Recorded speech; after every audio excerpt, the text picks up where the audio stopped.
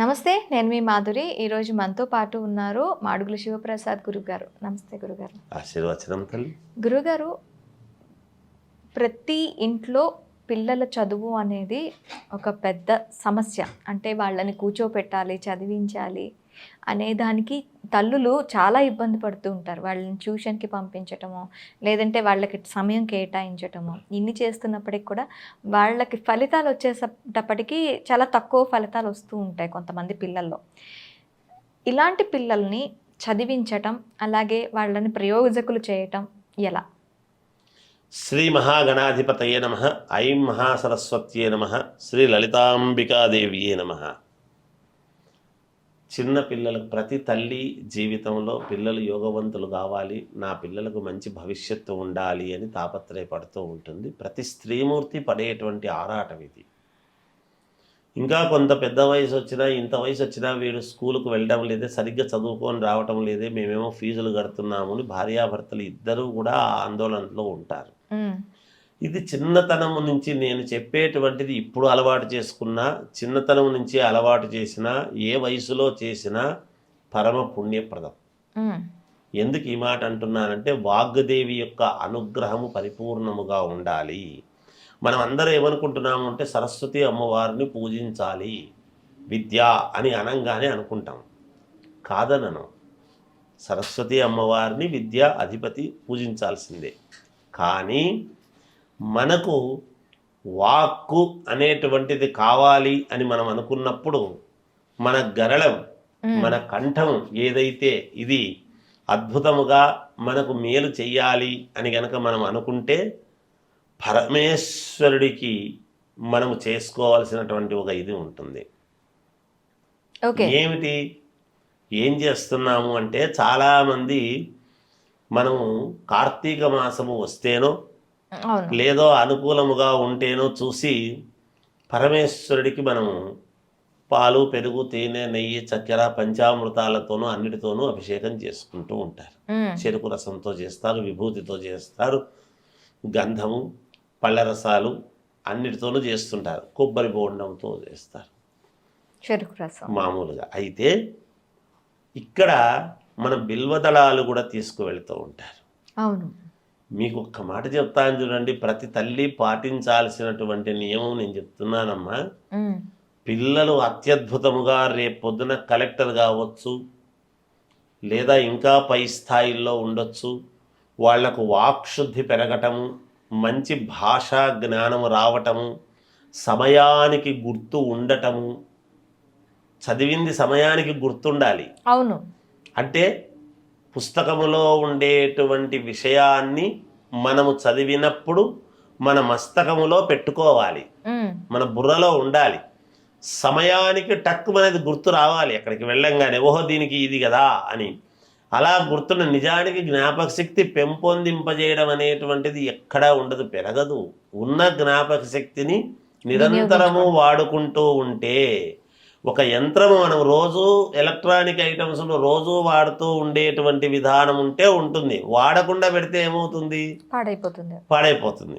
అలాగే మన బుర్రను నిరంతరము కూడా మనము చదువు చదువు చదువు అనేది దేని మీద పెడుతున్నాము అంటే, విపరీతమైనటువంటి చదువులు పెట్టడం కాకుండా చూడంగానే అర్థం చేసుకోగలిగినటువంటి సామర్థ్యము, ఆ చెప్పింది గుర్తుండడం, మళ్ళీ అడిగినప్పుడు వెంటనే చెప్పగలిగినటువంటి విధానం రావటం.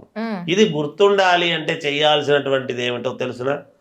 మనకు అతి సునాయాసముగా ₹1 ఖర్చు లేనిది వాళ్ళ కోసం ఎక్కడెక్కడనో అవి చేయండి ఇవి చేయండి, ఆ మందులు తెచ్చి ఈ మందులు తెచ్చి వాడుతూ ఉంటారు.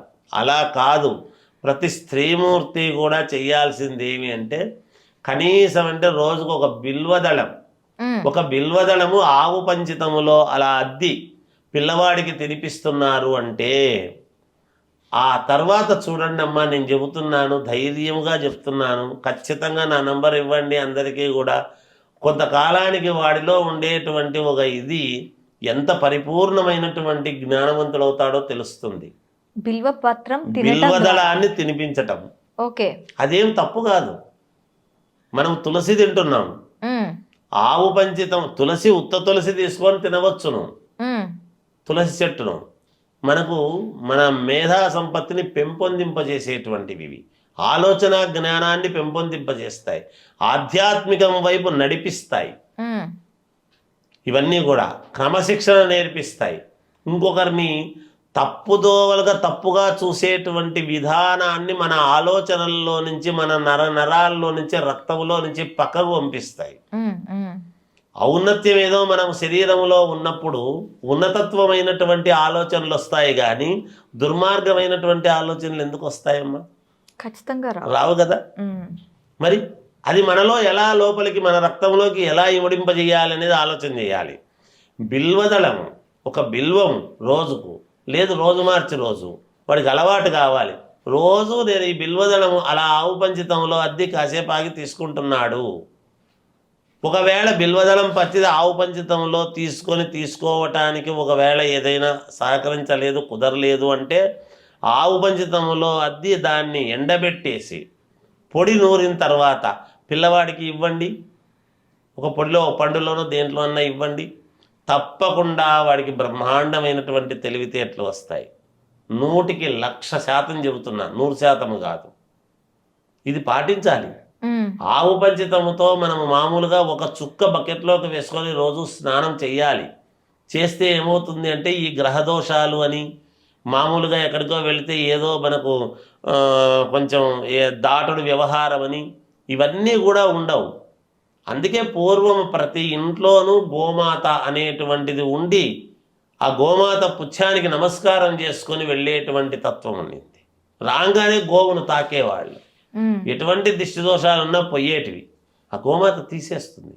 సర్వరోగ నివారణి గోవు ఇంట్లో ఉంటే.